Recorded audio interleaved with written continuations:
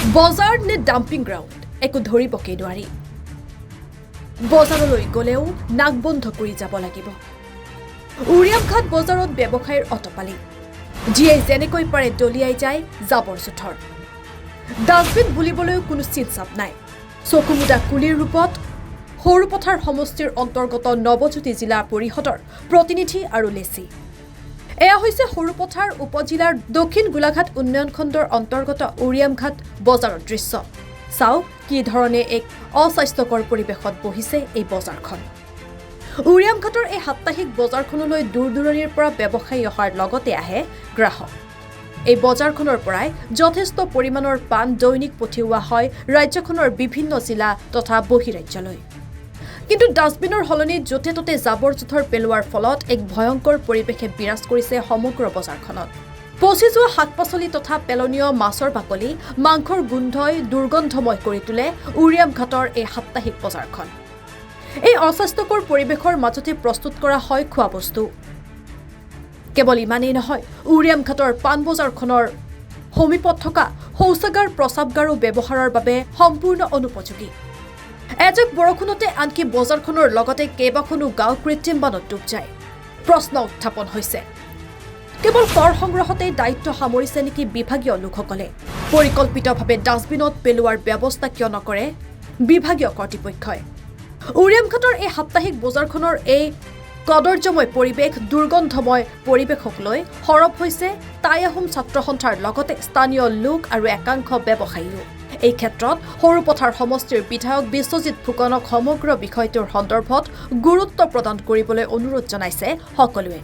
তদুপৰি বাৰিষাৰ পূৰ্বে নলা নৰ্দমাসমূহ চাফা কৰাৰ লগতে ডাষ্টবিনৰ ব্যৱস্থা কৰি জাবৰসমূহ পেলোৱাৰ ব্যৱস্থা কৰিবলৈও আহ্বান জনাইছে ৰাইজে। উৰিয়ামঘাটবাসীয়ে তিনিটা প্ৰধান সমস্যাৰ সন্মুখীন কৰিব লগা হয়। প্ৰথমতে আমি অপৰিষ্কাৰ এটা পৰিৱেশ আমি সন্মুখীন কৰিব লগা হয়। যিটো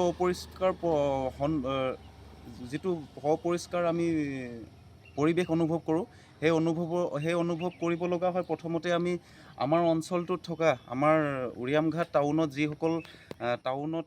টাউনখন পৰিষ্কাৰ পৰিচ্ছন্নতা কৰিবলৈ যিসকল ব্যক্তিৰ দায়িত্বত আছে, তেওঁলোকে পূৰ্বতে থকাসকলে মই ভাবোঁ তেওঁলোকে সম্পূৰ্ণৰূপে সুচাৰুৰূপে কৰ্মখিনি কৰা নাই। আৰু তেনেকুৱা ক্ষেত্ৰত সময়মতে তেওঁলোকে খৰালি কামৰ সময়ত তেওঁলোকে নলা নৰ্দমাবোৰ চাফা নকৰাৰ কাৰণে এক কৃত্ৰিম বানৰ সৃষ্টি হৈছে। যি কৃত্ৰিম বানৰ কাৰণে তেওঁলোকে আমি এটা দুৰ্গন্ধময় অঞ্চল আমি পাবলৈ বাধ্য হৈছোঁ। তেনেকুৱা ক্ষেত্ৰত ওচৰতে আমাৰ 2-3খনকৈ স্কুল আছে আৰু ৰাস্তা ঘাটবোৰ অপৰিষ্কাৰ হৈ গৈছে।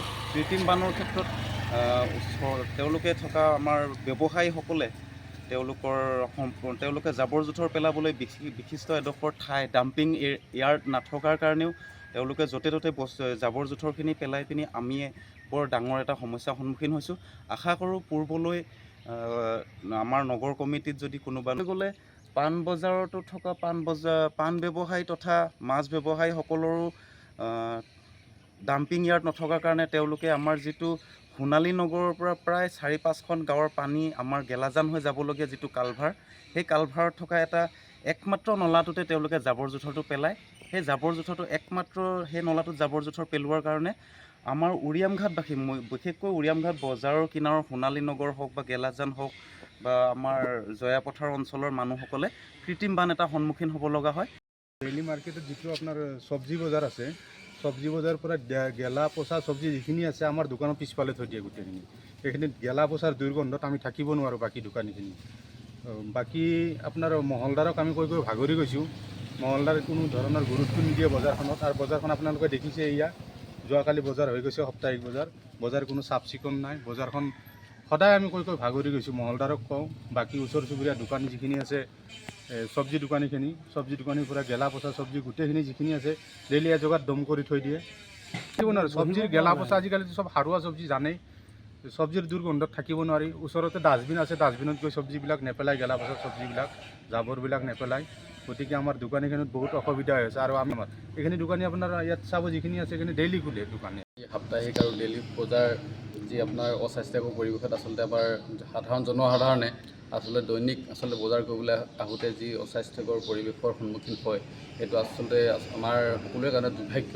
এই আমাৰ সীমান্তবাসীৰ কাৰণে খুব দুৰ্ভাগ্য। আচলতে আমাৰ বজাৰ সীমান্তত আমাৰ এখনেই বজাৰ আছে, এইটো উৰিয়ামঘাট যোনটো সাপ্তাহিক বজাৰ আৰু ডেইলি বজাৰ যোনখন আছে, ইয়াৰ ওচৰতে যোনটো নলা আছে, নলাত আচলতে আমাৰ কোনো যিকোনো শাক পাচলি বা আদি কৰি সকলো বস্তু পেলাই আচলতে খুব দুৰ্গন্ধৰ পৰিৱেশৰ সৃষ্টি হৈছে। আমি এইটো কথা আমি প্ৰশাসনক আগতো আমি অৱগত কৰিছোঁ, তেখেতলোকে আচলতে নিজে ছাডেন ভিজিট কৰিছে, কিন্তু এতিয়ালৈকে আমি যিটো আচলতে ব্যৱস্থা কৰিব লাগিছিল তেখেতলোকে এতিয়ালৈকে কৰা নাই।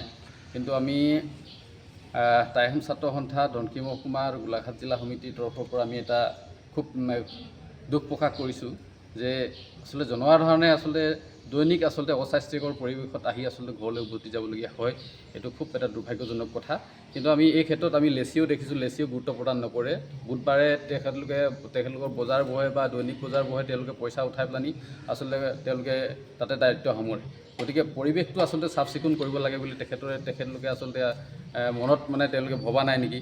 আমি যে পইচাটো আচলতে অৰ্থ সংগ্ৰহ কৰিলেই নহ'ব, যে বজাৰখন বা অঞ্চলটো আচলতে চাফ চিকুণ হ'ব লাগে আৰু যিবিলাক আচলতে সাধাৰণ জনসাধাৰণে যাতে ইয়াৰ পৰা অসুবিধা পাব নালাগে তাৰ বাবে আমি তেওঁলোকক আমি সকীয়াই দিছোঁ আৰু প্ৰশাসনকো অনুৰোধ কৰিছোঁ যাতে খুব সোনকালে এইবিলাক অস্বাস্থ্যকৰ পৰিৱেশটো দূৰ কৰিব লাগে। আৰু এই ক্ষেত্ৰত আমি সৰুপথাৰ সমষ্টিৰ মাননীয় বিধায়ক শ্ৰদ্ধাৰ বিশ্বজিৎ ফুকন ডাঙৰীয়াও আমি তেওঁৰ হস্তক্ষেপ বিচাৰিছোঁ, যাতে আমি আচলতে ৰাইজৰ খুব এটা ইয়াত যাতে বজাৰ কৰিবলৈ অহা মানুহৰ খুব এটা সুন্দৰ পৰিৱেশ গঢ়ি উঠে, তাৰ বাবে আমি তেখেতকো আমি অনুৰোধ জনাইছোঁ। News desk, Sarupathar plus.